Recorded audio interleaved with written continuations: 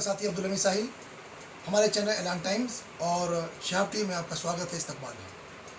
आज यूपी के कानपुर से एक चौंकाने वाली खबर सामने आई है।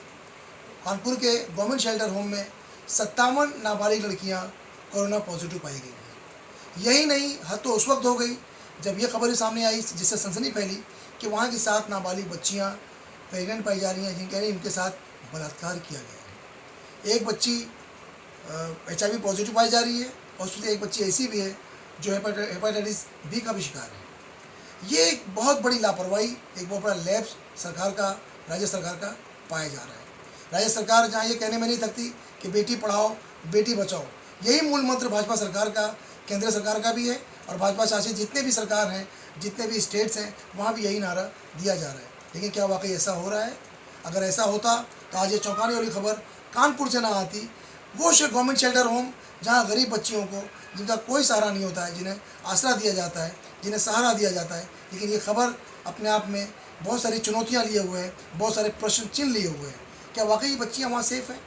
क्या वाकई भाजपा सरकार शासित सरकारों में या जो योगी आदित्यनाथ जो यूपी की सरकार चला रहे हैं वहाँ पर बच्चियाँ सेफ़ हैं, महफूज हैं?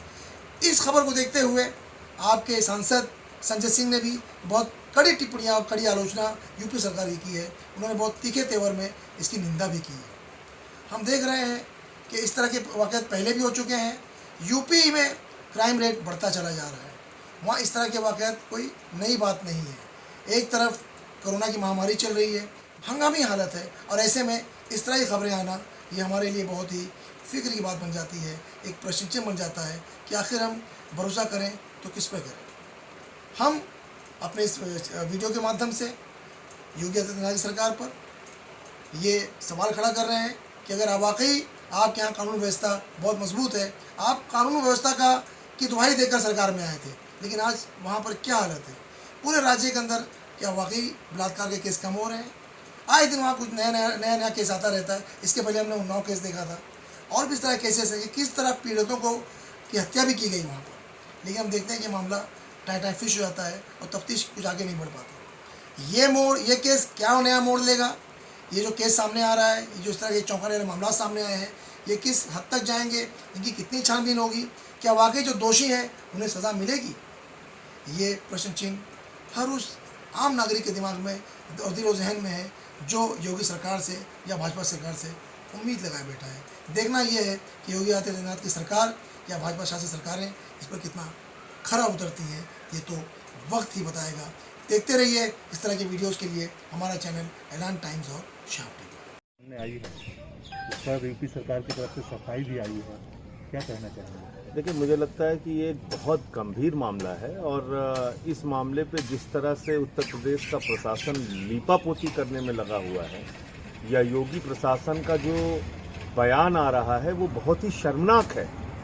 और आप मुझे बताइए कि कानपुर के बाल संरक्षण गृह में 7 लड़कियां गर्भवती पाई गईं और उस पे उत्तर प्रदेश का योगी का बेशर्म प्रशासन ये कह रहा है कि साहब ये लड़कियां तो दूसरे जिलों से यहाँ पे लाई गई थी। इसका मतलब कि आप मान रहे हैं कि उत्तर प्रदेश में 7 नाबालिग बच्चियों का बलात्कार हुआ, 7 नाबालिग बच्चियों के साथ रेप हुआ, उस पे पॉक्सो लगा होगा, उस पे कुछ धाराएं लगी होंगी, FIR हुआ होगा, उस पे क्या कार्रवाई हुई? क्योंकि पॉक्सो के तहत अगर कोई मामला दर्ज किया जाता है उसकी एक निश्चित समय सीमा है कार्रवाई करने की। तो योगी जी ने उस पे क्या कार्रवाई की ये बताने के बजाय आप एक घटिया सी दलील सामने लेके आ गए कि साहब वो तो बाहर से ही जो बच्चियां आई थी वो गर्भवती थी। तो इसका मतलब आप स्वीकार कर रहे हैं कि उत्तर प्रदेश के अंदर भले ही दूसरे जिलों में, लेकिन 7 नाबालिग बच्चियों का रेप हुआ था, वो प्रेग्नेंट थी और उनको वहां बाल संरक्षण गृह में रखा गया। उस पर कार्रवाई क्या हुई ये बताइए ना। 57 लड़कियों का कोरोना पॉजिटिव पाया गया। अब वो लड़कियां किसके संपर्क में आई, कहां पर निकली, कैसे उनको कोरोना पॉजिटिव हुआ, ये बताना चाहिए प्रशासन को। तो मुझे लगता है कि देवरिया कांड के बाद ये एक बहुत बड़ा कांड उत्तर प्रदेश के कानपुर में हुआ है और जिसमें योगी का प्रशासन योगी के डीएम, वहां के कमिश्नर, कानपुर के अधिकारी, वो पूरी तरह से इस मामले की लीपापोती करने में लगे हुए हैं।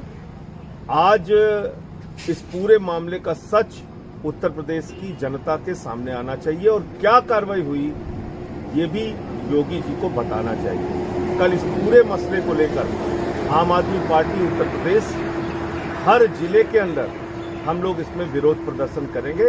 उत्तर प्रदेश के एक एक जिले में इसको लेके हम लोग ये जो बाल संरक्षण गृह में इस तरीके का घिनौना अपराध हुआ है उसको लेकर हम लोग पूरे उत्तर प्रदेश के अंदर अपना विरोध दर्ज कराएंगे।